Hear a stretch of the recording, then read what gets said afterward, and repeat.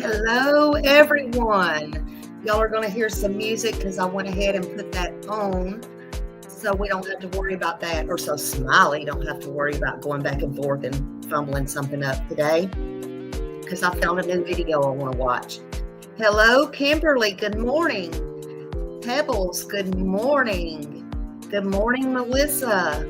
Heather, good morning. BMW, Coop, good morning. Yeah, y'all hit that thumbs up this morning, please. Hello, hello, hello. Welcome, everyone. Everyone is welcome as long as you are kind to the chat and respectful. And I know y'all know how to behave. I have faith in you. Good morning, Georgia. Hello, Moonstar. Hello, hello, hello. How is everybody doing this morning? Have you got your coffee? I just got me some fresh, hot coffee. Little sweet thing. Good morning, Tabitha Star. Good morning, good morning. MJ, Dreamer. Ann, hello, hello. Lolly, beautiful, broken. Hello, beautiful. Jen Finn, good morning. Dina, hello. Hello, Mag 50, number 19. Hello, hello, hello. Hello, Tabitha Star. Let's see. Yes, honey, coffee. She said she got her coffee. Good morning, good morning. Dana Dive, hello, hello. I hope everybody's doing good. Lady for Justice, good morning. It's been wild on these streets. Bulldog Mama, good morning. Hello, hello. Look, are y'all seeing Sebastian's picture up there? Because I finally realized that my other picture was not working. So I think I got Sebastian's picture up there. I'm like, let me just put his picture up there. Okay? Y'all didn't need to see my ugly mug. Holly, good morning. Angela, good morning. Happy you're on this morning. Feeling great. We love you. Sebastian, Wayne, Drake, Rogers, praying for a miracle. We sure are. We sure are. Janet Smith, good morning. Hello, hello. Again, y'all are going to hear this music this morning because I went ahead and put it on. Remember last time, Smiley, when I got finished with my I'm not good at this. When I got finished with my video, I didn't even know where the music was coming from. So I'm like, let me just put this on this morning. Baby girl, hello. Good for you. I'm glad you're here. Good for you to be here. I'll put them green hearts in there for Sebastian. Good morning. I see you. Hello, hello. Everybody put them thumbs up. I think y'all will like this video. You might have heard of this person. I don't know, but we'll get to that in a minute. Sweet Sativa, hello. I got time today. I got time today. I like that. Honey, I got time today too. I'm making time today. Lori, good morning. Good morning. Hello, hello, hello. Oh, man, I love all y'all. I love to see y'all in here. I love it when I can come on and speak to everybody and chit-chat for a few minutes. And because you know what? We are all caring about Sebastian. Man, I'm going to ask my friend later. Y'all know who she is, but I'm going to ask her later because I got a little short. Well, I'm going to ask her. She knows I'm probably going to do it anyway, with or without her. But I'm going to see if I can pull her on a live today. I'm going to see if she'll come on a live. I got something I want to say. To Sumner County Sheriff's Office. Y'all know me. I don't give a frick. Oh, Lordy. But anyway, we'll deal with that later. You know, hey, Lisa Thompson, good morning. I hope your husband's doing okay today or a little better. Honey, prayers to Lisa Thompson. She has been through it, honey, with her husband. I'm sorry if I missed any of y'all because, yeah, smile around and find out. I just, hey, Tam here. Tam here. Is that Tam here? Is she got a mask on? I'm teasing. Y'all know I'm gonna be teasing y'all when I see this stuff out on the streets. Honey, when I see this stuff out on the streets, if y'all don't know what I'm talking about, that's fine. They know what I'm talking about. At least I can laugh and joke with them. Honey, if you know, you know, and if you don't, I feel sorry for you. You ain't paying attention too good, right? Like PG says, right. Absolutely. Let's see. Donna B. Hi, Smiley. I'm new from Justin's. Thank you for being here, Donna B. Welcome. I'm so glad you're here. We all love Justin. Clutch them pearls. You know, we love Remy, his monkey. Oh my God, thank you so much for being here. I have to tell Justin, I don't know if he sent you or you just saw me over there, but Justin is a very good person. He's a friend of mine. I met him in person and we love Justin, honey. Ain't nothing like Justin in my book. He's a good person. He is a real good person. Hey, guidance. Hello, hello. I'm still waiting, RD. Everybody coming in. Thank you. I'm still waiting on, I asked Justin one time, honey, I'm still waiting on, I don't know how we're going to do it now. I'm waiting on Justin.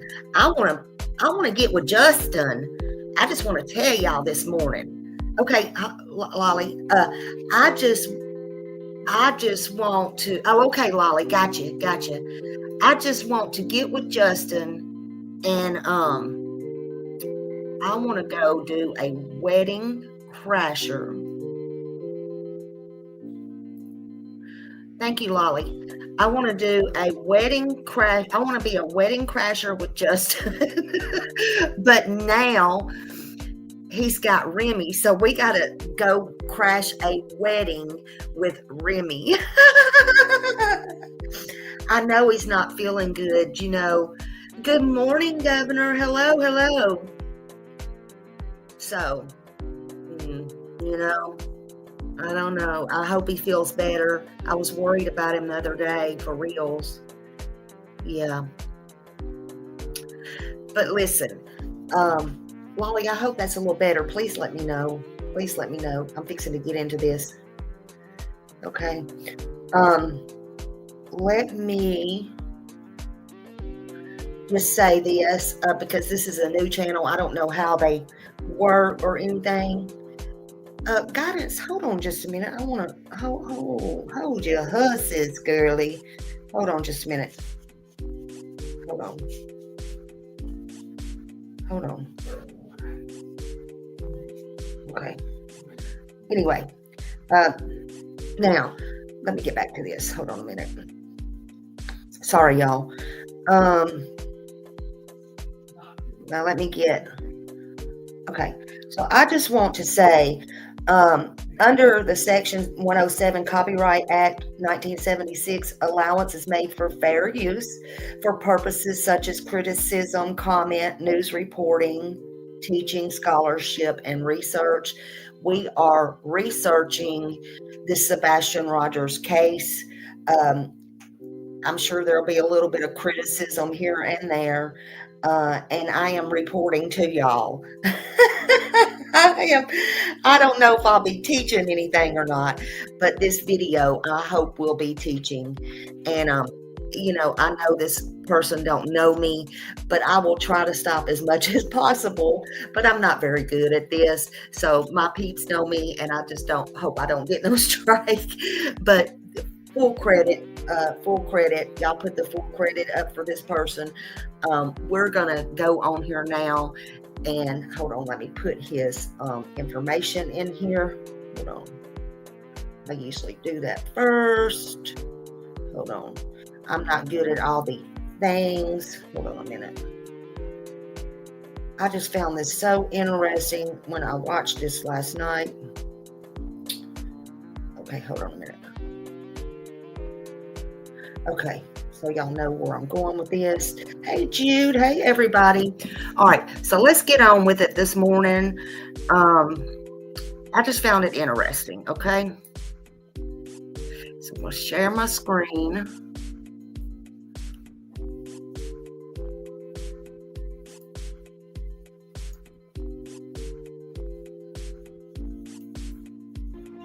On the morning of February 26, 2024, Katie Proudfoot went to wake up her 15-year-old son, Sebastian Rogers, for school.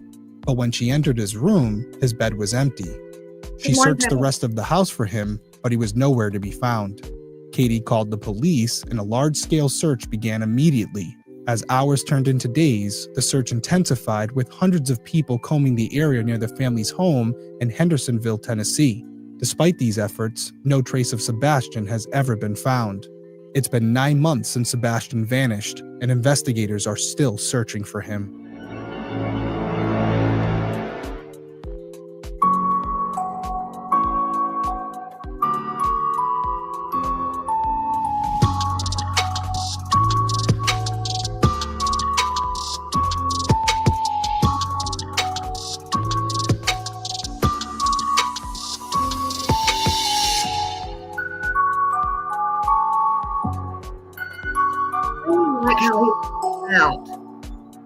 Hey everyone, welcome back to Detective Perspective. My name is Derek Lavasser. I'm a licensed private investigator and former police detective.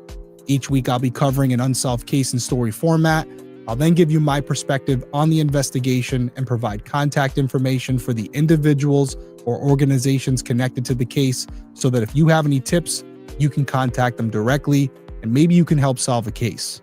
So if you're someone who's interested in true crime, specifically unsolved cases, and you would like to hear my opinion on those investigations, that's the first time I ever subscribing, saw him. Whether you're watching on YouTube or listening on Apple Podcasts, Spotify, or whatever platform you use. Okay, so Sebastian Rogers. Some of you may know this case. A few of you recommended that I cover it. So here I am.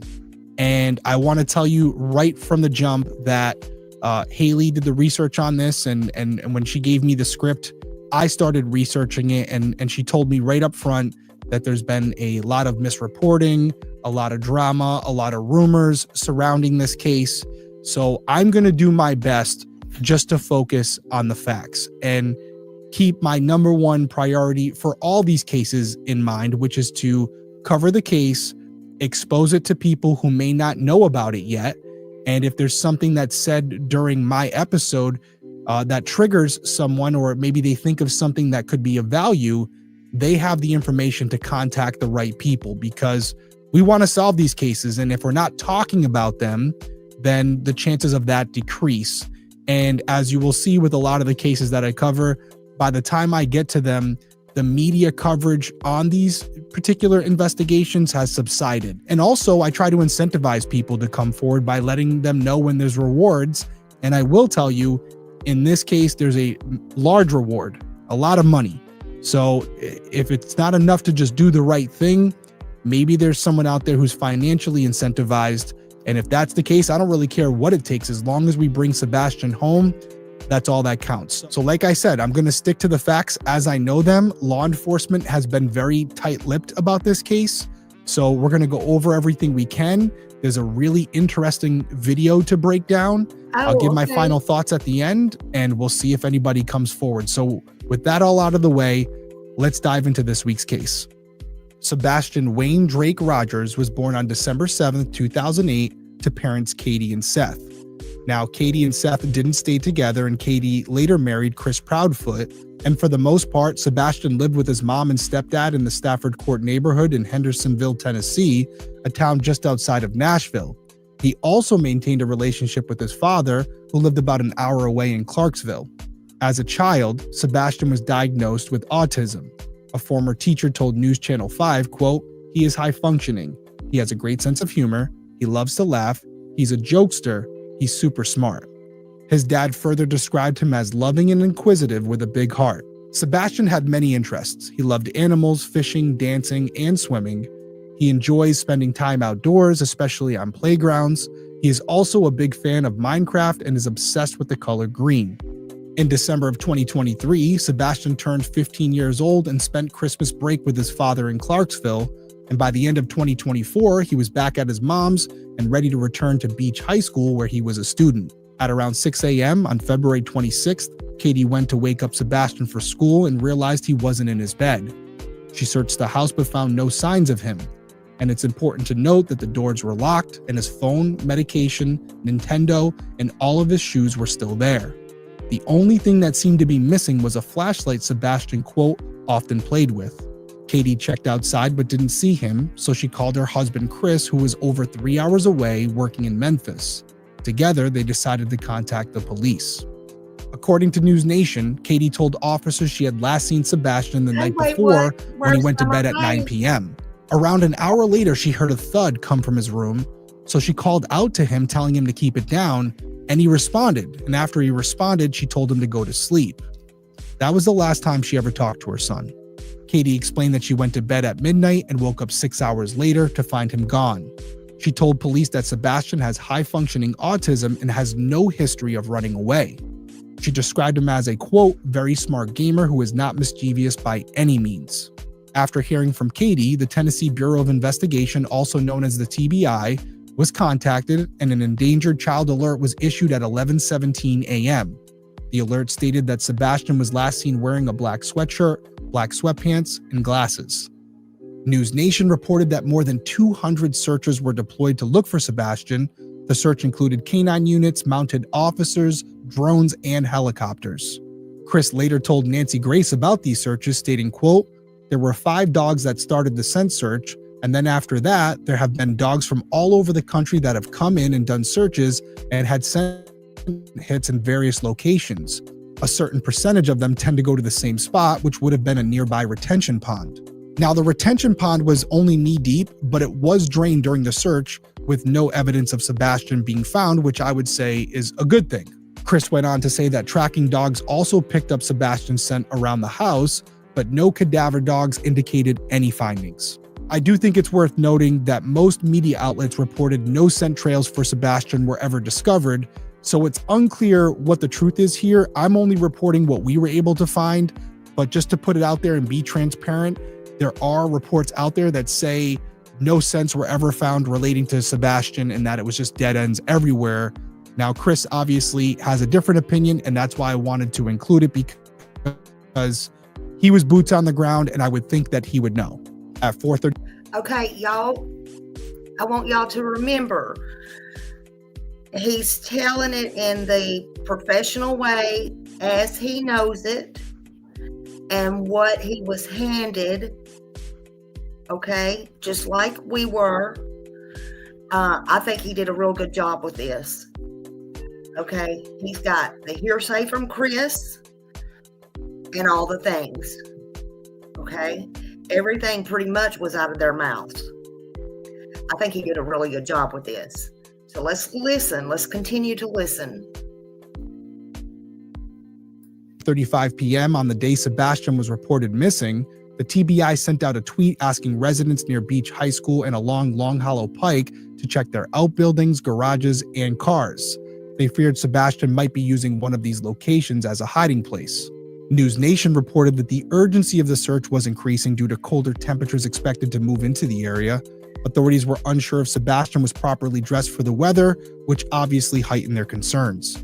The following afternoon at 3:25 p.m., authorities issued an Amber Alert for Sebastian, and officials said that the decision to upgrade the alert was, quote, based on additional investigative information developed during the search.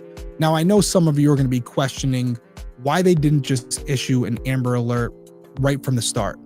Well, as I mentioned, they did issue the endangered child alert, which is appropriate because at that point, they don't know if he's just hiding under a car or at a friend's house or behind a shed. But once they start doing that initial search and they realize he's not in the immediate area and nobody has seen him, although they have never come out publicly and said foul play is involved, it now becomes more likely. And those parameters are now met where you feel that this person could have been abducted, and that's why the Amber Alert was issued. And I think it was done relatively fast. So I do get on some agencies for their lack of enthusiasm with getting these alerts out there. But I think here the way they progressed through the alerts, it's the right call. It's fine with me. I don't have an issue with it. After the Amber Alert was issued, search efforts continued, and the police tried everything they could think of to find Sebastian, even playing his favorite song, Eye of a Tiger, hoping it might draw him out.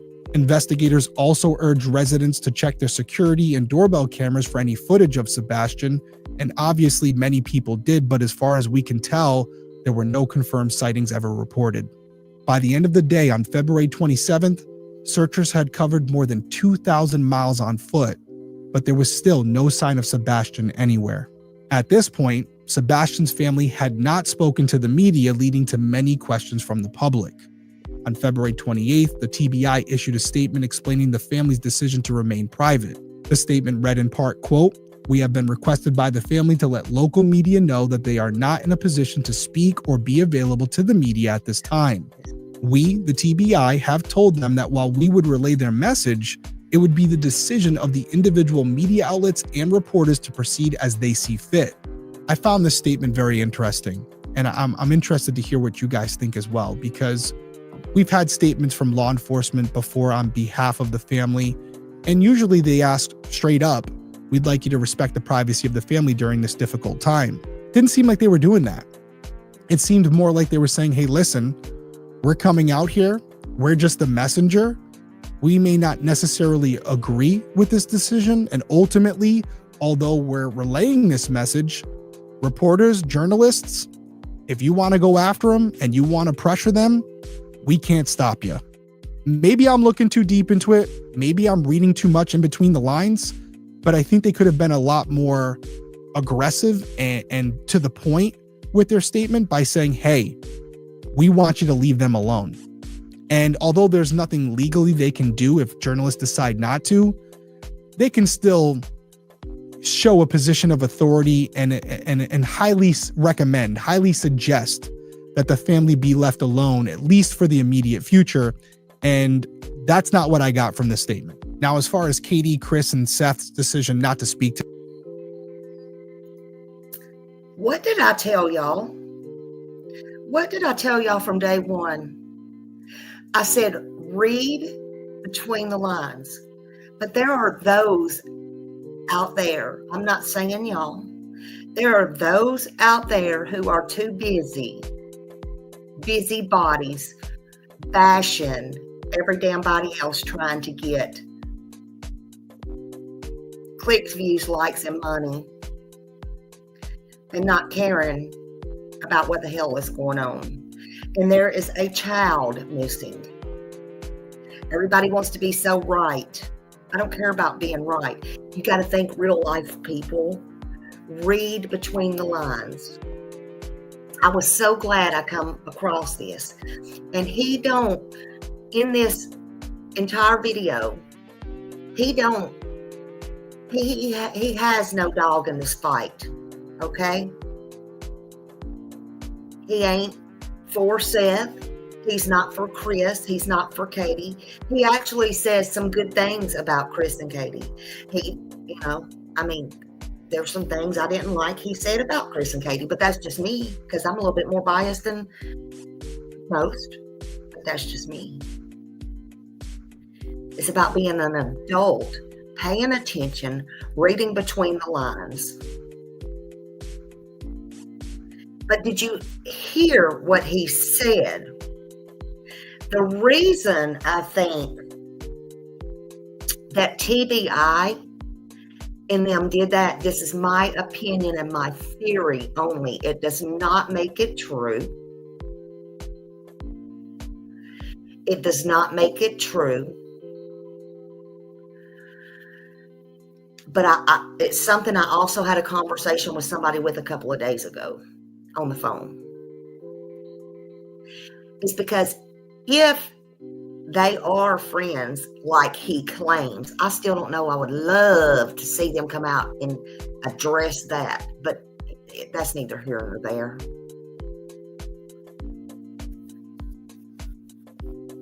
And it don't mean they're not doing their job, because I know people too in the law and different places, and then something may arise But it don't mean they can't do their job, okay? It don't mean they're corrupt. It just means it so happened that they're there. Would it come a time they may need to recuse themselves? Yeah. But if I sling their name all over the place, this, that, and the other, that's not good. But here's the thing.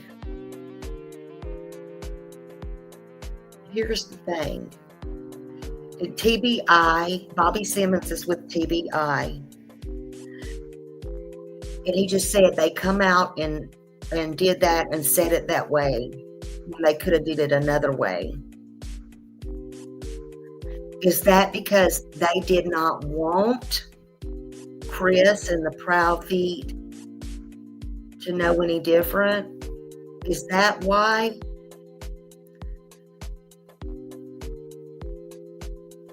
I don't see the captions on here. I'm sorry. When this is over, I'll go back and see if I can find them and see if I can add them.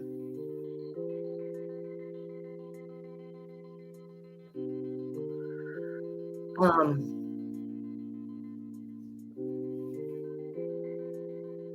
on for a minute. Let me see something.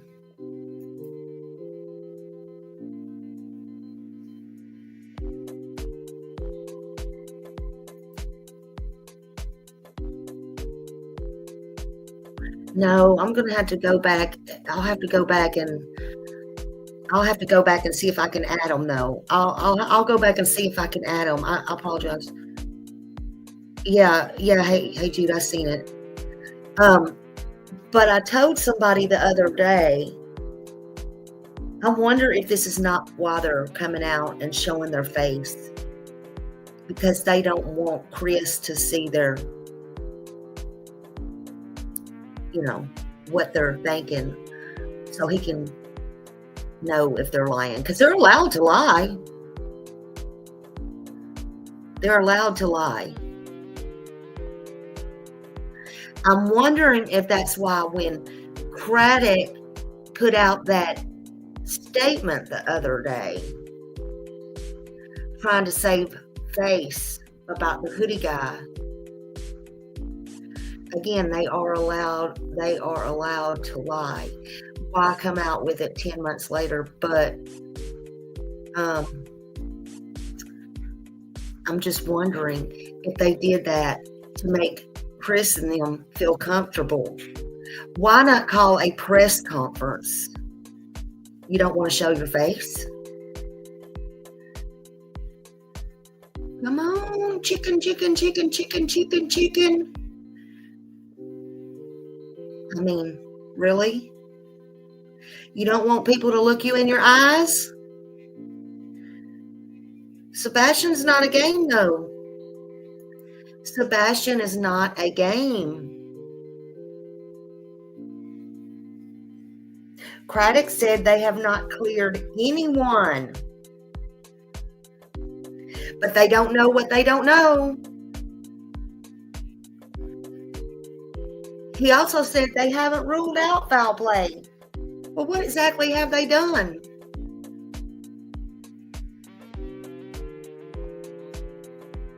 I'm just asking for a friend.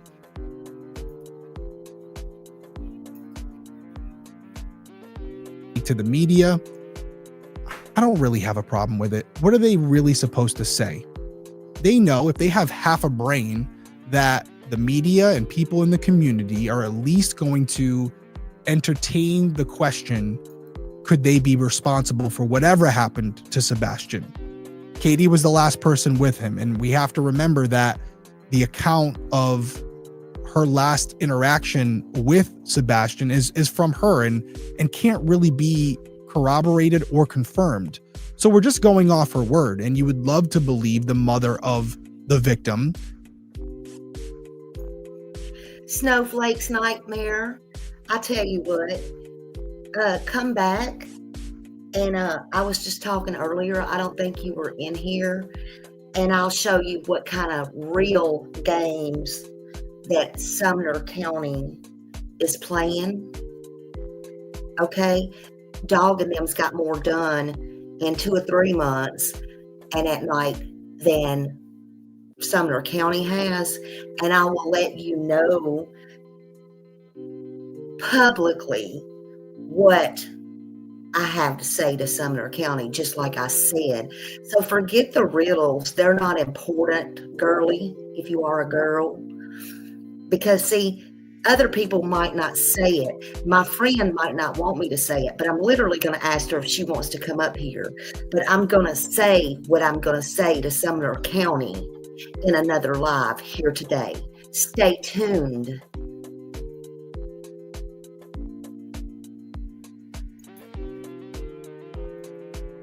But we know historically that's not always the case. Sometimes the person telling you the narrative is actually the person responsible. So it's an organic and natural question for everyone to have, including investigators.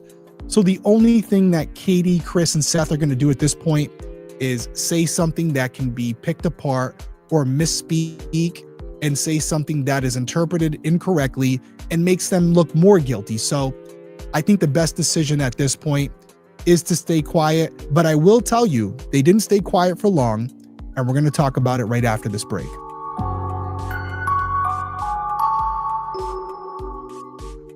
Notice how the days are getting shorter, but your to-do list aren't? That means you don't have a lot of time for the other stuff like cooking, so you can power through your busy days with Factor's no prep, no mess meals. I'll let you go ahead and listen to dinner to his, and anything in between. I like him Factor so has much, easy, nutritious options to keep you fueled and feeling your best. Whether you like routine or enjoy mixing things up, Factor has you covered with 35 delicious meals every week and over 60 additional convenience options you can add to your box, like keto cookies, pressed juices, just and smoothies. Don't let those shorter days slow you down. Stay energized with America's #1 ready-to-eat meal delivery service. Factor lets you do you. You can choose from 6 menu preferences to help you manage calories, maximize protein intake, avoid meat, or simply eat well balanced. And there's no sacrifice in quality for convenience with Factor. Weekly menus offer ways to treat yourself to a restaurant-like meal experience with gourmet plus dishes that feature premium proteins and seasonal sides like broccolini, leeks, and asparagus. How does truffle butter filet mignon sound to you? Pretty good, right? Stay on your A game with quality ingredients you can trust and quality you can taste in every one of Factor's fresh, never frozen meals. So head over to factormeals.com/50detective and that's okay, oddball. It's okay to have your opinions and not like somebody because of whatever reason that you choose. That's your opinion, and I'm not fussing at you. Hey, you like who you like, and you don't like who you don't like. That's okay, and I respect your opinion. But see, that's, in my opinion, that's just not fair that people don't like people because they made it in the world by, for whatever reason, by being on a TV show or, having a better job or a better life or whatever the reason. I just don't think that's fair. But that's just my opinion. But thank you.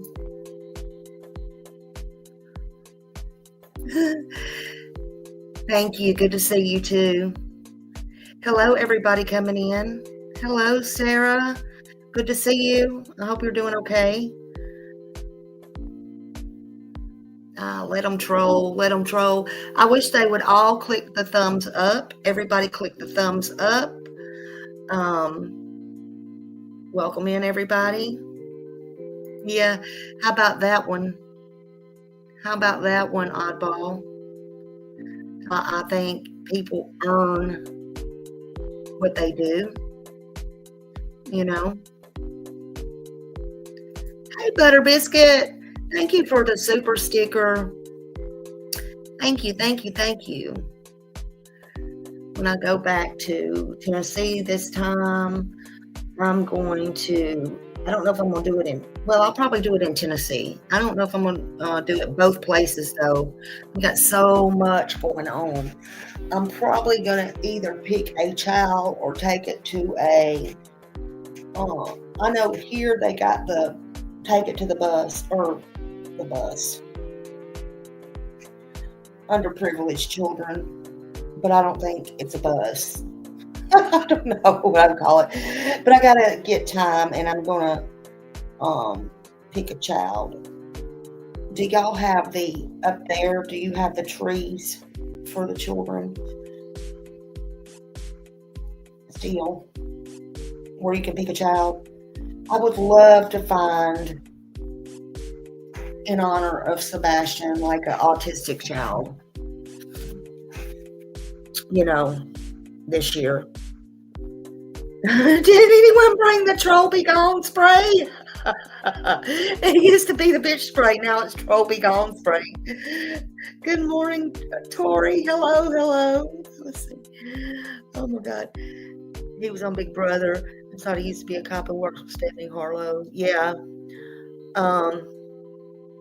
Dadgum advertising.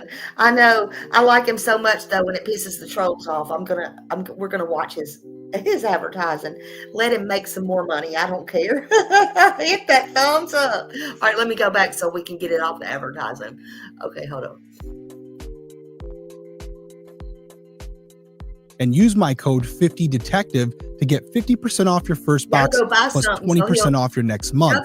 That's code 50detective at factormeals.com/50detective to get 50% off your first box plus 20% off your next month while your subscription is active. There you go. All right, we're back. And before break, I mentioned that initially the family decided not to speak to the media, but that didn't last long because on March 3rd, Katie and Chris spoke to the podcast Duchess about Sebastian's disappearance.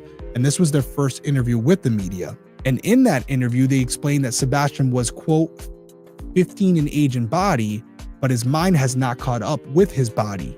They also shared that Sebastian had no access to social media and that his school friends had already been interviewed by authorities. Katie and Chris added that Sebastian didn't have a sense of money, had never ridden the bus, and didn't like getting dirty. So these are all things you have to think about when you discuss the potential of him running away on his own, right? He wouldn't understand the value of money. He had never taken public transportation on his own. And as I said at the top of the episode, all his shoes were accounted for. So for him to leave the house, he would have had to have left barefoot or in socks. So based on what they know of him, that's not something he would do. When they were asked what they thought happened, Katie and Chris said they believed that Sebastian must have walked away from the house sometime during the night. On March 4th, 1 week after Sebastian disappeared, the police held a press conference to provide an update. They said there were, quote, no leads and no details to indicate that Sebastian is not alive. Obviously, that's a good thing. Police also announced that the ground search would be scaled back while the investigation continued. They stated, quote, this does not diminish our commitment to finding Sebastian. This is simply us transitioning from a ground search to an investigative side. And this is just a reality of what happens in these types of cases. Now, I know some of you won't like what I'm about to say, but the reality is police departments aren't any different than any other organization that has to think about staffing and resources. So once leadership feels like every area where Sebastian could have been has been searched, and there's not even evidence that he could have been there, then at some point you have to reallocate staffing and resources to not only other cases, because think about it, there's also other crime going on concurrently at the same time, but also put those people that you do have, whatever officers you do have, in positions where they can make a difference. You don't want them searching areas just for the optics of it. You want them contributing in a productive way. So that may be taking an officer off the search and putting him on search warrants of particular houses. That may be taking an officer off the search and putting them on getting affidavits for any cell phone data that you want. That may be bringing multiple detectives in to start conducting interviews. These are all things that it's tough to do at the same time. So this, as they mentioned, is transitioning from that search capacity to the investigative capacity, where now they're trying to explore other alternatives that may lead to some new evidence that may help find Sebastian. So I don't have a problem with it. This needs to happen. It's never an easy thing to come out and say that the search is being pulled back. Everyone looks at that in a negative light. And I see where you're coming from, because you're hoping that one day they just make an announcement and they find Sebastian hiding somewhere. So when that doesn't happen, it's a punch to the gut. and I get it, but the ultimate goal is still the same. They got to find Sebastian. They got to reallocate the staffing and resources to areas where that is going to be the most advantageous to the overall investigation. And that's what they're doing here. So I'm on board with it. Now, that same day that law enforcement announced they were pulling back on the ground search, Sebastian's father, Seth, sat down with Fox 17 for an exclusive interview. And he said Sebastian was his whole life and he'd do anything to bring him home. He shared that if he could say one thing to Sebastian, it would be, quote, "I miss you, bud. I'm waiting. I want to hear from you." Katie and Chris also spoke to the media about Sebastian's disappearance. And during their interview, Katie shared this message for her son. "We love you so much and we want you to come home. And you're not in trouble. I just want my baby to be okay." A few days later, on March 7th, the police searched a landfill in White Plains, Kentucky, which is where the trash from Sebastian's neighborhood was taken. Now, the police did come out and say that the search was just a precaution. No specific evidence had led them to the site. And after hours of searching, as far as we can tell, there was nothing of value located, so the investigation continued on. So up to this point, as you can see, law enforcement is just kind of going through the leads, just checking them off one by one. And by them going to this trash site, if they're telling the truth, it's just another thing that they're checking off the list to make sure that they're dotting their I's and crossing their T's. And they haven't really said much publicly about the case or what direction they're going in. And that's because it's new and they don't want to give anybody a heads up on what direction they're going in or who they could be looking at. But on March 14th, that all changed because a news outlet, WTVF, obtained surveillance footage showing activity in the backyard common area of Sebastian's home at around 3 a.m. on the night he disappeared. The area had no streetlights and was pitch black, but the video captured two specks of light moving around. WTVF speculated that the lights could have been from two people walking around with flashlights. So the footage I'm about to play is from News Channel 5, and I'm going to describe the footage for anyone who's listening on audio, but if you're up on YouTube, you're going to see it yourself right now and come to your own conclusions. If it's something different than what I'm saying, please let me know down in the comments. Okay, so you see the one subject on the right here. You got something up in the left. I don't know what that is, but then subject 2 is going to pop up for a second. There it is. And then it goes away. Thank you. And now you have this overview shot of Sebastian's home. This kind of gives you an idea of what it looked like when it was, during the day. So now back to this, you see subject 1. Again, I don't know what the top left is, that light there. There's subject 2. You see it come into the photo, goes away. But then what you're going to see, it kind of gets lost in maybe some bushes or something like that. There's a close-up of subject 1. And then you have subject 2 walking towards subject 1. They both go off frame. However, then you just see one subject coming back, running through the brushes again, but at a faster rate, a much faster rate. So there's the video, and I don't want to look too deep into it, but it's really hard not to, especially when you think about some of the factors that we do know. We're talking about a window of 6 hours. 3 o'clock in the morning would be right in that window of opportunity. How many people are walking around at 3 a.m. and happen to be in the backyard of the person who's currently missing? And if that's not enough, you also have the fact that the parents have said he liked playing with this certain flashlight that was missing. That's a lot of coincidences. So if you take this video and you think that it is Sebastian, what it looks like is you have one person who's potentially Sebastian or maybe the other, and the two subjects come together with their flashlights. They go out of frame, and they're moving slow that entire time. But when they go out of frame, they're gone for a little bit. And then all of a sudden, one of the flashlights is seen moving at a rapid rate across the screen, almost as if they're fleeing the area. That's not good. Again, I don't want to go too deep into it. It's not good that you see two people going one way and only one person coming back. However, I don't want to speculate too much. There's a lot that you could extrapolate from this video, but it would be building a house on a shitty foundation, because the reality is we don't know what we're looking at. Now, if you ask me, I think we're looking at two people holding a lantern or a flashlight. That's my opinion. However, the TBI did not care to share their opinions, and they released a statement. I can tell you they were not happy with WTVF, not only for sharing the footage, but also speculating on what it could be. So in this statement, they warned against sharing surveillance videos online, explaining that the footage could be misinterpreted. They also added that nothing gathered from home or business surveillance systems had been, quote, determined to be significant, and emphasized that there was no evidence of criminal activity in Sebastian's disappearance. They ended their statement by saying the family was cooperating fully with the investigation. And after I read that, my mind was in a pretzel, because now maybe I'm looking too deep into it, but I'm asking myself, do they know what this video footage is? And is it not what I think? But then I go back and I kind of debate myself, and I'm like, well, if it wasn't of value, why wouldn't they just come out and say what it was so we would stop talking about it? If I had to guess, just based on my background, I think it is of value. And I think they were just pissed off that it got out there, because now one of their cards have been shown. That's one less tool they have in the toolbox to use later. And that was information they wanted to keep in-house. And it's very possible that they're putting out this statement just to potentially throw people off, which is not a bad tactic.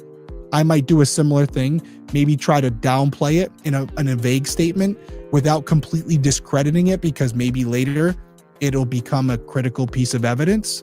But yeah, where I sit right now, the video to me is exactly what it looks like. Two people holding flashlights. They come together. They go out of frame.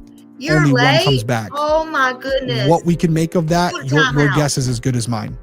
Now, around a week after that footage was released, Seth organized a search of the Natchez Trace State Park, which is approximately 100 miles from Hendersonville. And this was after receiving a tip suggesting the family should check the area. But unfortunately, nothing of value was found. However, that didn't discourage Seth, because he continued hosting searches and passing out flyers. He told News 2, quote, I just want to find my son. I'm not going to give up hope. At the end of March, Katie and Chris spoke with Nancy Grace about the status of the case. And during the interview, they revealed that they were no longer staying in Hendersonville and had relocated to an RV out of town. Chris explained that this move was due to him going back to work. Nancy asked Katie if she was concerned about being away while the search for Sebastian continued.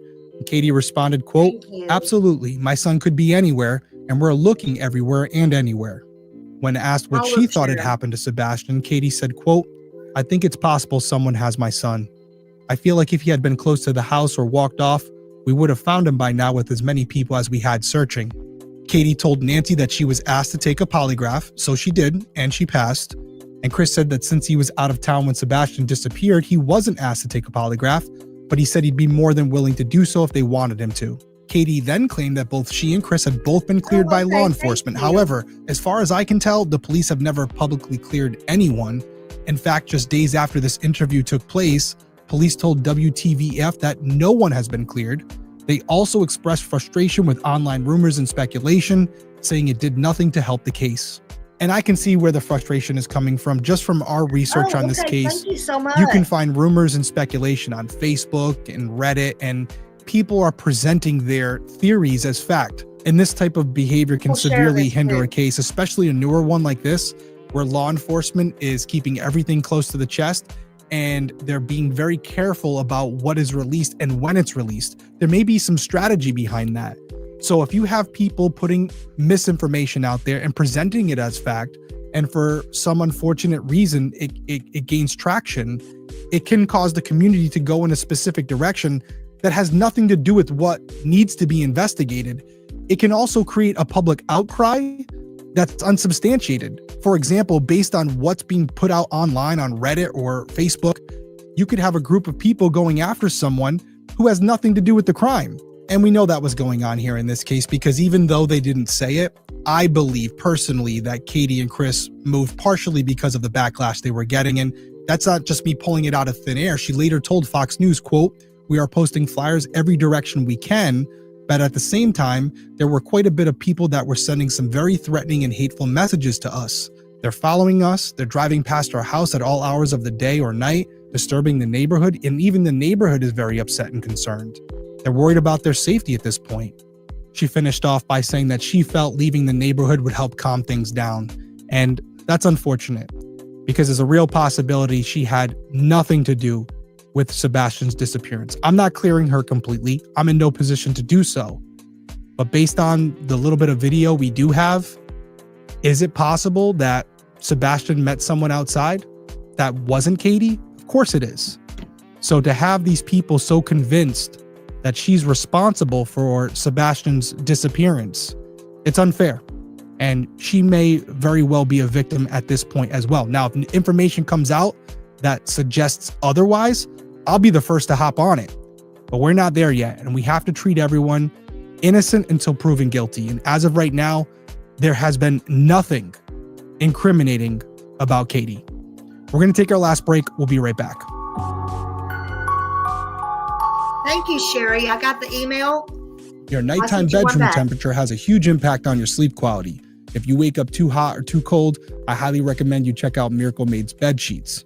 Miracle Made sheets are inspired by NASA and use silver-infused fabrics that are temperature regulating so you can sleep at the perfect temperature all night long. And here's a gross fact that I'm sure none of you want to know.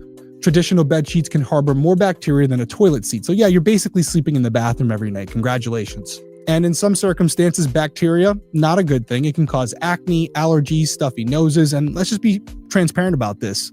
I don't like to think about the bacteria crawling on me when I'm sleeping in my bed. So that's where Miracle Made comes in, because they offer a whole line of self-cleaning antibacterial bedding such as sheets, pillowcases, and comforters that prevent up to 99.7% of bacterial growth. Now that's what I'm talking about. In addition to being cleaner and cooler, these sheets are also extremely comfortable, but without the high price tag of other luxury brands, and feel just as nice, if not nicer, than sheets found in some 5-star hotels. So if you want to check them out, go to trymiracle.com/detective to try Miracle Made sheets today. And whether you're buying them for yourself or as a gift for a loved one, if you order today, you can save over 40%. And if you use my promo code detective at checkout, you'll get 3 free towels and save an extra 20%. And Miracle is so confident in their product, it's backed with a 30-day money-back guarantee. So if you aren't 100% satisfied, you'll get a full refund. So upgrade your sleep with Miracle Made by going to trymiracle.com/detective and use my code detective to claim your free 3-piece towel set and save over 40%. Again, that's trymiracle.com/detective, code detective to treat yourself. Thank you to Miracle Made for sponsoring this episode.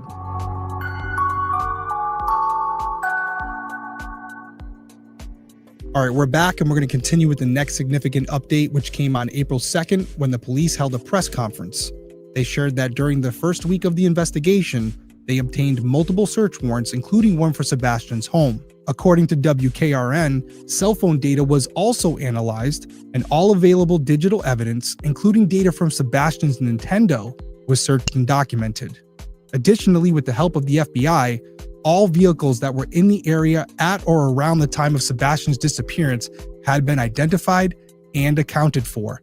And that's all you're going to hear about that, because more than likely a call was made and the FBI deployed some science and technology that might be used for other things like counterterrorism, things of that nature, where they were able to deploy, I would assume, some type of satellite imagery, plate readers, things of that nature. And they feel confident with the information that was gathered. Now, will we know those details? Probably not unless it goes to an affidavit and then an arrest. And the reason being is we don't want to disclose all the tools we have at our disposal. That would just give the advantage to the bad guy where they can try and circumvent it. So the technology was used, it was successful in what it was supposed to do, and that's all you're going to hear about it.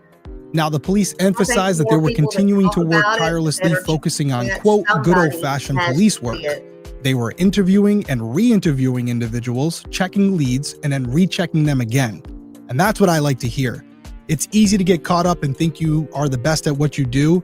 You got to put your egos aside. Even though you think you checked every area, even though you think you asked all the important questions, let someone else look at it. Let them analyze your work. Let them critique your work and see if they come up with something different. There's nothing wrong with that. In many cases, they will find something that you missed, not because you're bad at what you do, but you're juggling a lot of balls there, and you have to make sure that you have someone backing you up, double checking your work to make sure that as you move forward, nothing's been missed. This is the way to do it. I know they're saying it. I hope they're following through with it. So even though law enforcement said they were doing their job, Seth wanted to make sure that all angles were being covered. So in mid-April, he hired private investigator Heather Cohen to assist in the search for Sebastian. And together they spoke to News Nation, and Heather stated that she believes Sebastian's disappearance is the result of a, quote, domino effect of events. She pointed to what she described as, quote, a lot of turmoil surrounding Sebastian, and highlighted December 2023 and January 2024 as key months investigators should examine. She also mentioned that the Tennessee Department of Children's Services had previously been referred to the Proudfoot home. However, she noted that the case has been closed and the file was restricted, leaving details unclear.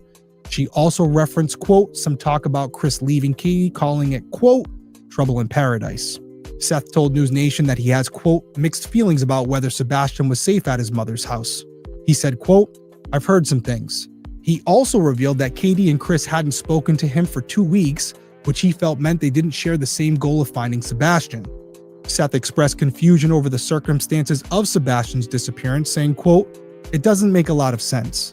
He explained that Sebastian didn't like going barefoot after a childhood incident, so leaving the house without shoes didn't seem likely, not to mention the fact that he left behind his phone and his Nintendo.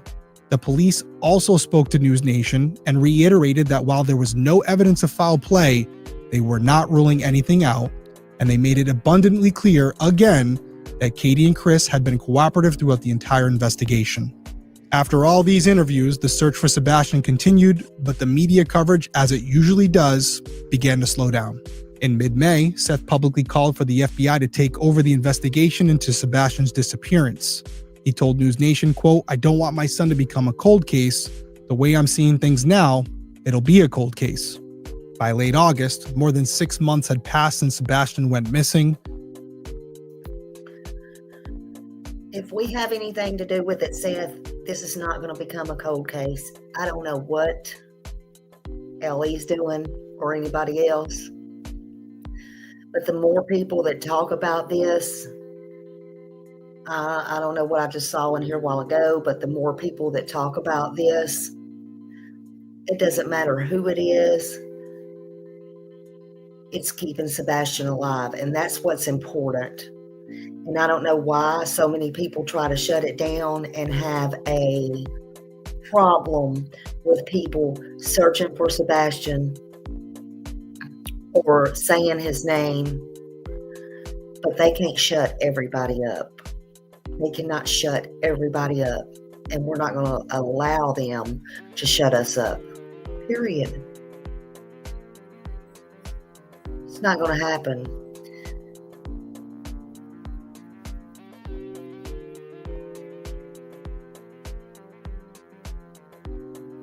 And by the way, me talking over a video,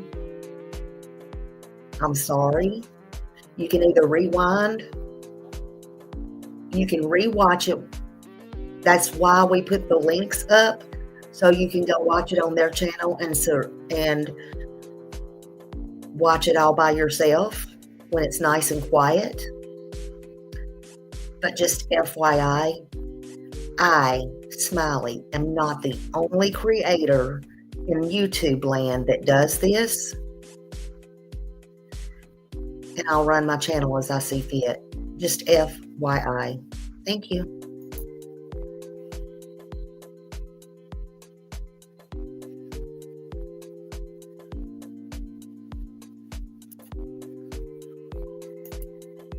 At that time, the FBI announced a $50,000 reward for information leading to Sebastian's safe return or the arrest and conviction of those responsible for his disappearance.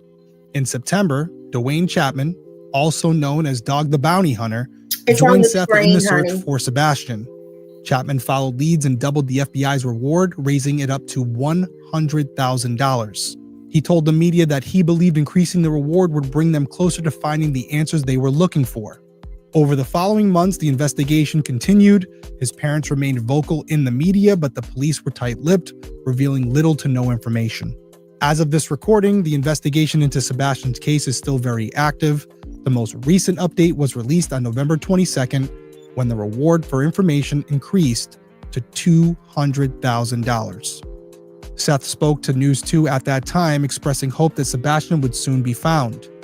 He noted that on December 7th, 2024, Sebastian will turn 16 years old. Seth said he hopes Sebastian will be home before then because he doesn't want to miss any more moments without his son. All right, let's get into the perspective, and I want to elaborate on some of the things I said, dive into the video a little bit more. What does it mean? But this isn't going to be that long because this is a new case, and this is more a call to action. I want to get through this, get you the information you need, and hopefully someone listening or watching this episode comes forward. So the first thing I want to address is the elephant in the room. Could Katie be responsible? Yeah, she could be. I think even she would acknowledge that that's a possibility, especially when you think about the two lights, that if those two lights are two human beings, one light could be Sebastian, one light could be Katie. I do want to say that this isn't a case where it could be an infant that was unable to take care of themselves and needed constant parental supervision, and maybe the lack thereof resulted in a death. I don't think that's what we're looking at here. Sebastian was capable of taking care of himself. So unless she deliberately did something to him, I don't see that being the case. And I would then have to know what the motive was. Sebastian was living with her, but he also had the ability to live with his father. Doesn't appear that he was being a nuisance or was being combative. Everyone loved him. He was doing good. He was going to school. What could have happened that would have changed all that? I'm not seeing anything. That doesn't mean there's not something there. I don't have access to all the records, but on the surface, I don't think that Katie's the prime person of interest here. I think there's a lot of circumstances at play here that would suggest another theory, which is what I want to get into now. Yes, Sebastian was extremely intelligent, but as someone who has autism, even though they're high functioning, they are sometimes susceptible to not picking up on social cues. I know this. I have people who are autistic in my own family, and it's possible that someone who presented themselves as a friendly was actually a foe. And it could have been just through text or through just some quick interactions where Sebastian thought this person wanted one thing when in reality they wanted something else. So we could have a scenario where Sebastian waited for Katie to go to sleep with the intent on meeting up with this person.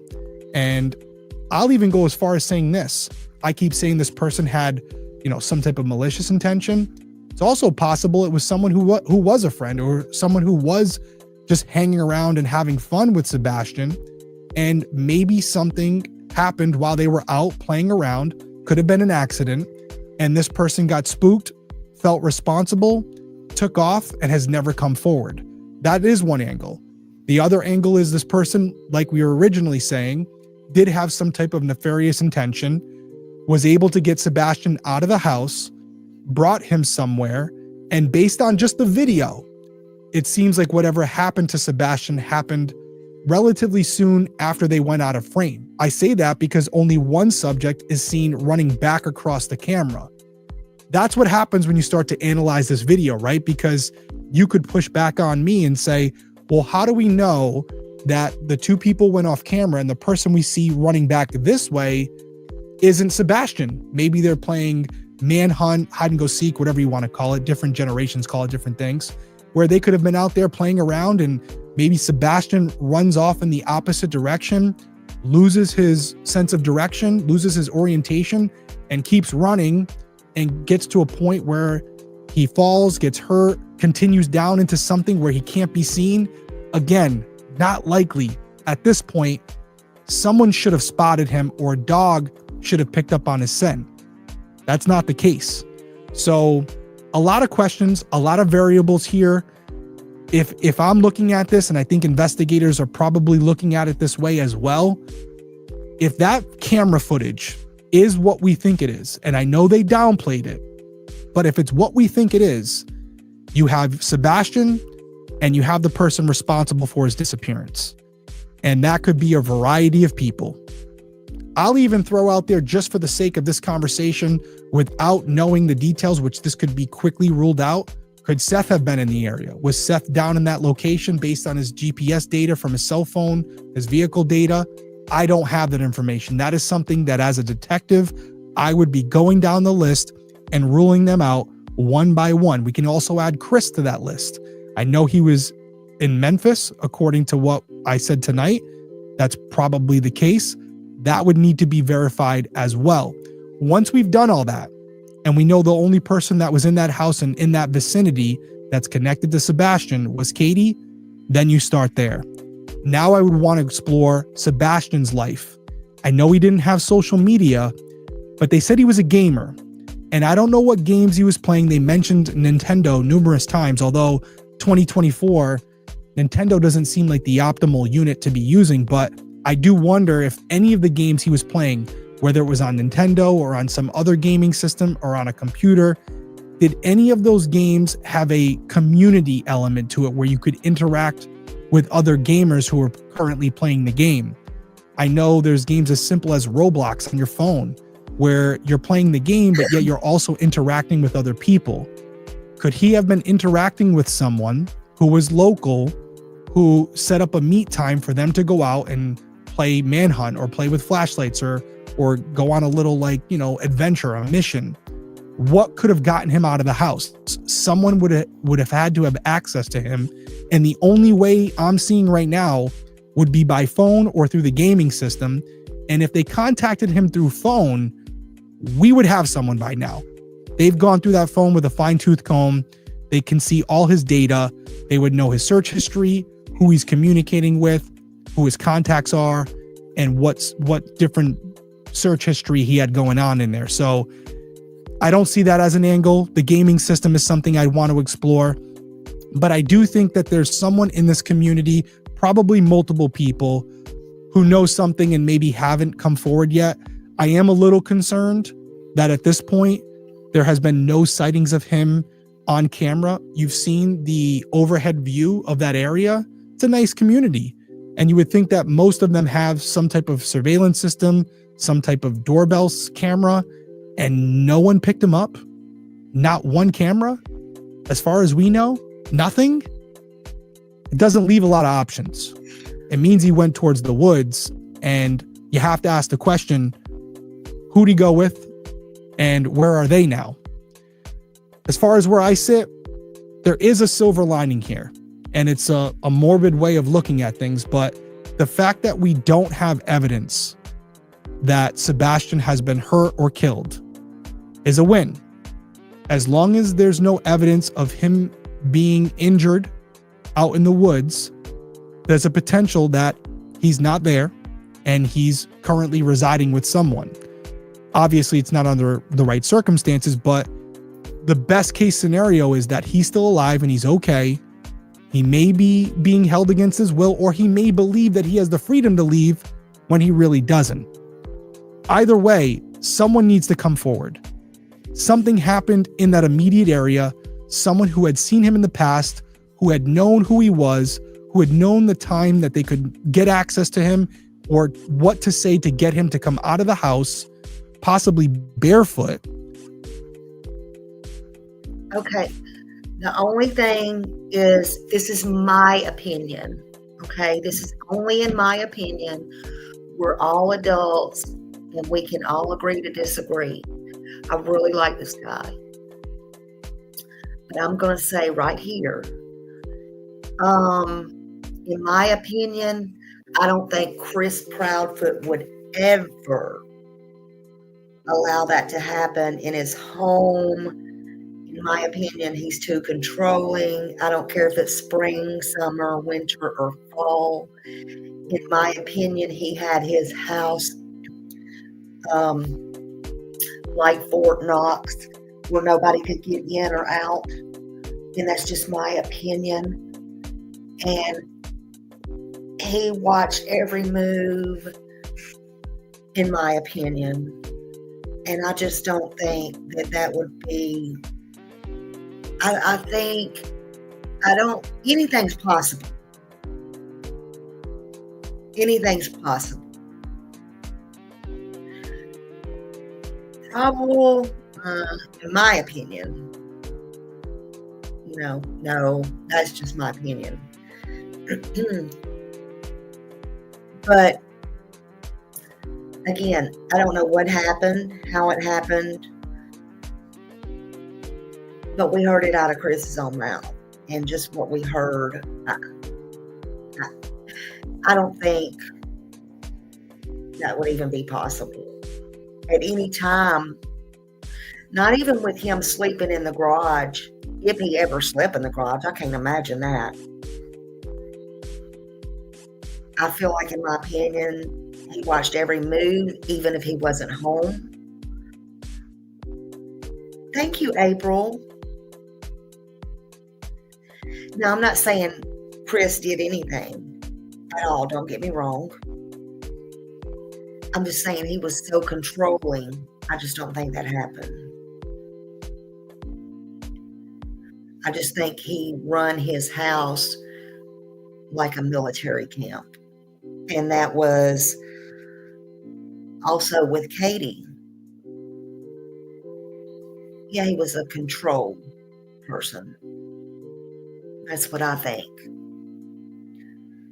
He was definitely the man of the house. And there was no bones about that. You knew who was in charge of that household. There was no leeway ever. He definitely paid his bills. Period. I don't think there was ever any sharing of anything. Honey, I wouldn't know. I'm just telling you. And there's nothing wrong with it. And I know people have separate bank accounts and this, that, and I wouldn't know what to do if I just wouldn't, honey. I do, but I get it. But I just never, I don't live like that. Let me just put it to you like that. And I don't think twice about it's just ours. Let me just say it like that. I don't understand it.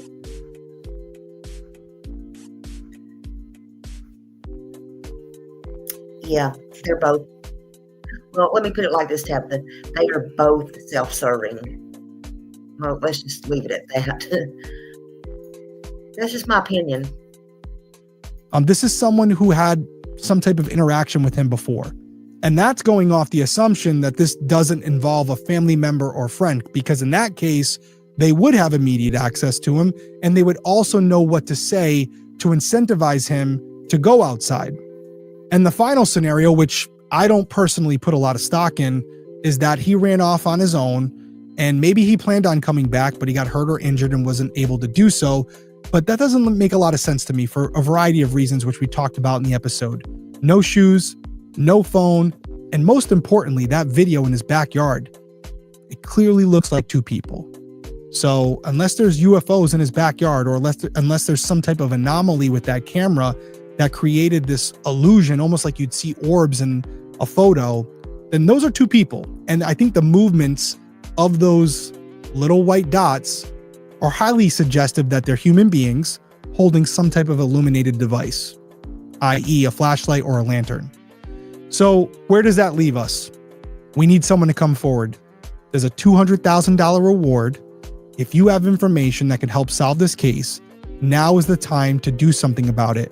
I'm sure if you come forward and you're not directly involved, you can remain anonymous. And if this turns out that you're right and it leads to the location of Sebastian, or it results in the arrest of the person responsible for Sebastian's disappearance, at minimum, if doing the right thing isn't enough for you, you can make a lot of money. So just to recap, 15-year-old Sebastian Rogers was last seen on February 26, 2024 in the area of Stafford Court in Hendersonville, Tennessee. He was wearing a black sweatshirt, black sweatpants, and black square-framed glasses. At the time of his disappearance, Sebastian, who was a white male, was approximately 5 foot 5 inches tall, 120 pounds, with sandy hair and brown eyes.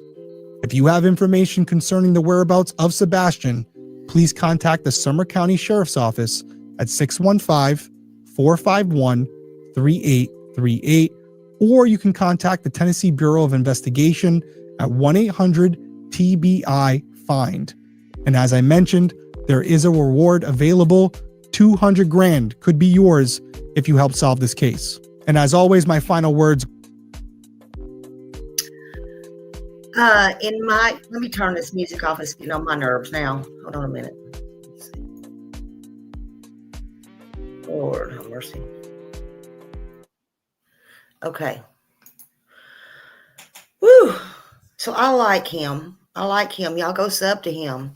But anyway, thank y'all for listening to that with me. Okay, what's the deal, y'all? Honey? We need some likes. We need some thumbs up. I never ask y'all that. But y'all go ahead and hit that thumbs up. Hit the thumbs up. Let's go. Let's go. Let's go. We got 307. Let's go. Thumbs up. Let's go. Y'all don't want me to be like O'Grady. Sit here and not talk until I get some thumbs up. Let me see it go up. Yeah, look, if we got 583 people in here and I got 307 thumbs up from what I can see, does that mean all the rest of y'all are haters? Hate watching? There we go. 320. There we go. Come on, y'all. Y'all hate watching? Come on. Come on. Come on now. Who's holding out on me? Who's holding out? Who's holding out? All right, come on now. Oh, a real jackass. Really? Y'all being jackasses this morning? Come on now, even the haters. Your mother was a horse, your father was a mule. Therefore, you're a jackass. 340. Come on, come on. Come on now. Even y'all haters can do that. Come on. Let's go.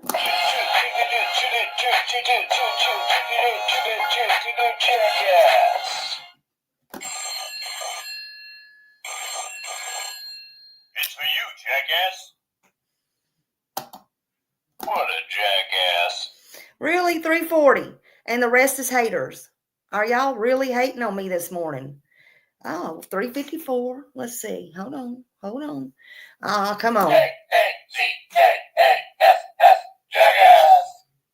Really? I would love to see Smiley get every one of y'all to get a thumbs up and a like in here. Not for Smiley.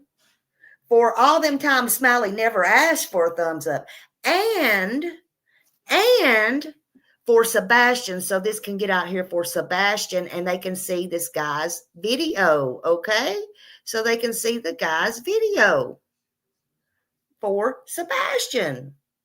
Oh, I say, what a jackass. You the jackass, you the jackass, you the jackass, you the jackass, you the jackass, you the jackass, you the jackass, you the jackass, you the jackass. I see 363. Can we at least get 400? We got a jackass over here. Up in them bushes. Y'all making me call people jackasses on Sunday, and I bet people sitting in church right now. I bet people sitting up in church. I know Miss Lolly is got her earphones in church, and they're probably saying, Lord, praise Jesus, come down here and get saved today. And Lolly's probably got somebody sitting next to her and hearing this. Jackass.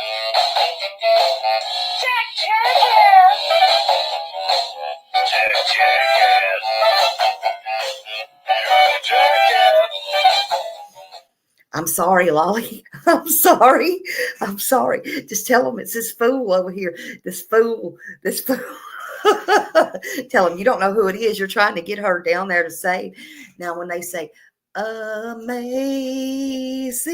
Grace, how sweet the sound that saved a wretch like me. Come on now, I need a thumbs up. Not even one? Oh, a real jackass.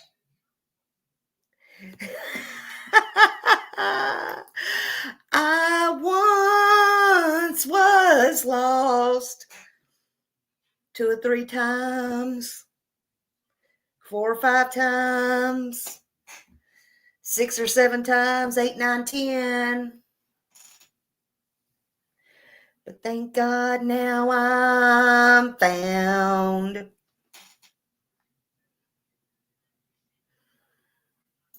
Was blind, but now I see. I see who my haters are. Oh, I don't know about that, Governor.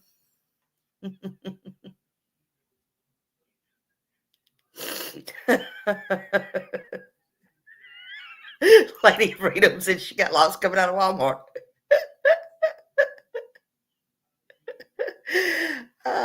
Come on now. Let's see. Let me refresh this. Oh, I keep punching my. Okay. All right. Well, I guess that is really all my haters in the bushes then. That's okay. I love y'all. I love y'all. That's what's important. I love y'all. Oh, Lord, my goodness. Y'all like my singing? I can't sing. I can't hit a note in the shower. I can't hit a note in the shower, honey. But you know what? I'll do it up here in front of all these people for Sebastian Wayne Drake Rogers. I'll go up there in Hendersonville and walk down the road and sing a song for Sebastian if I have to. They can call me crazy. They can call me anything they want.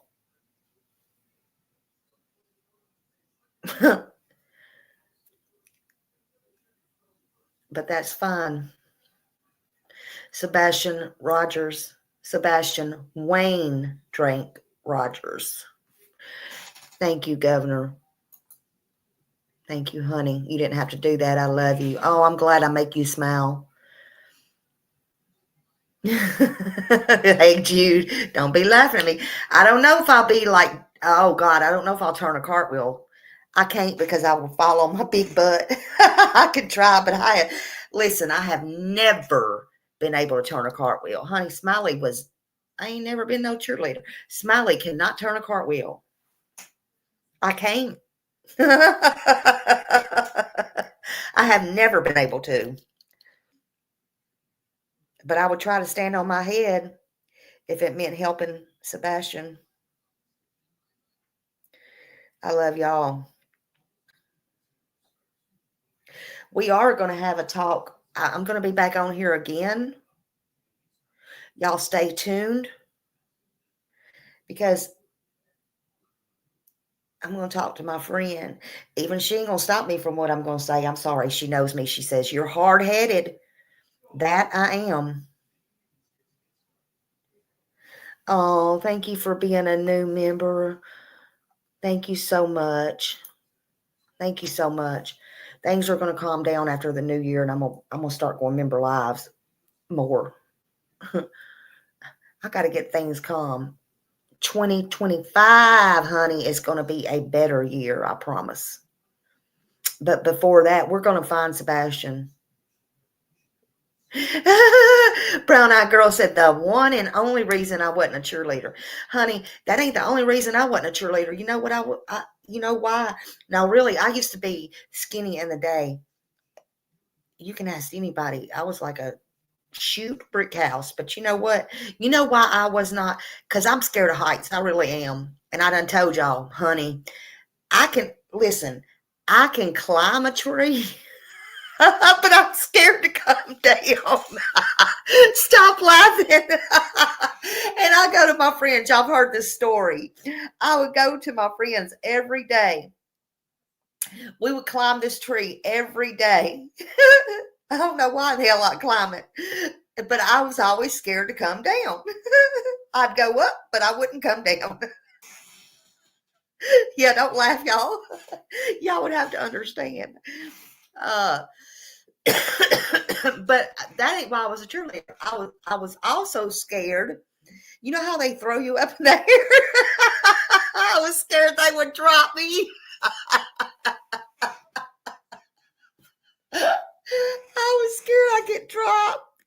You can't stand on the chair. I know, I'm scared. Look, I'm like, when I have to get up there and clean the cabinets and stuff, and I have to, sometimes I had to step up and clean on and get on the counter or whatever. Lord, have mercy. Yeah, you used to stay in the trees. I know, you know them railroad tracks at Shelby Park.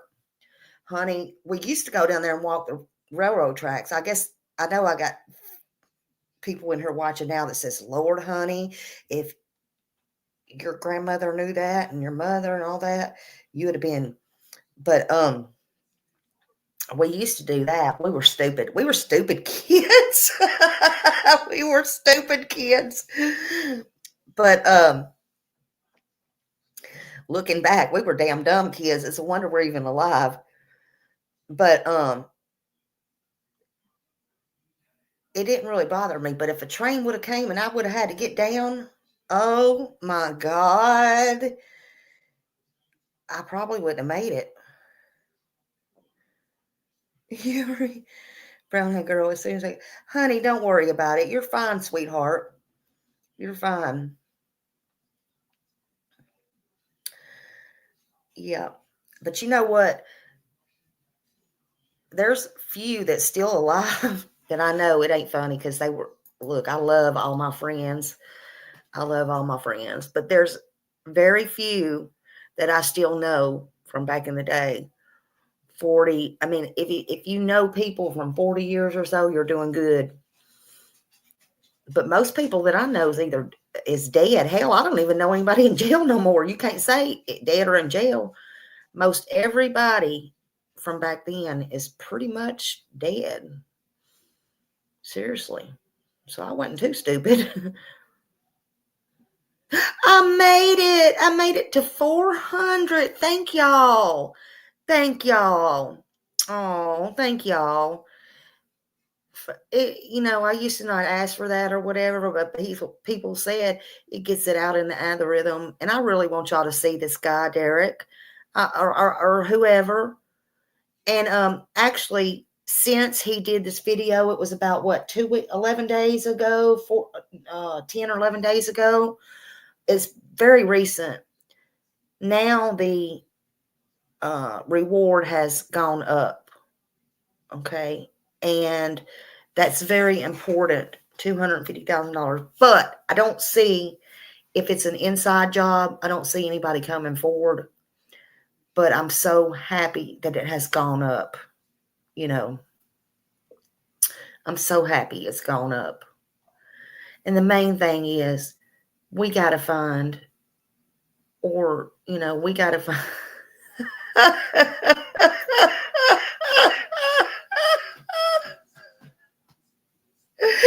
Oh, God, that's right.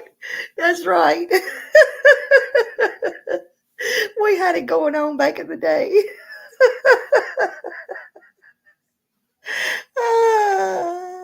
Love it, love it.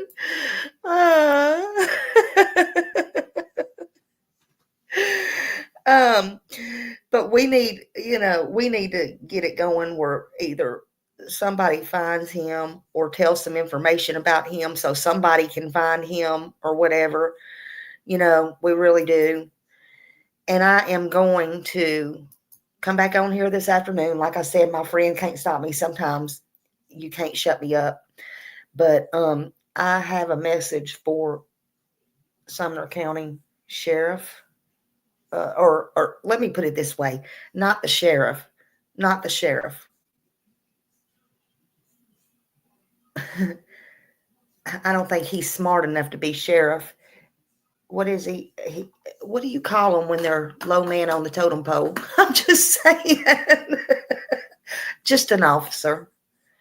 Just an officer, sir. But I don't know what's going on with them people. I don't. But anyway, I'll be back. I got to eat. I got to do a few things. And I hope y'all have a wonderful Sunday, okay? And thank you for being here. And if you have any information about Sebastian, please call 1-800-TBI-FIND. Call 833-TELL-DOG. Call the FBI at your local FBI. Even call 615-451-3838. Even though they think this is a minor case, I'm just saying. Okay, y'all. Y'all have a great day, and I will see y'all later. Bye.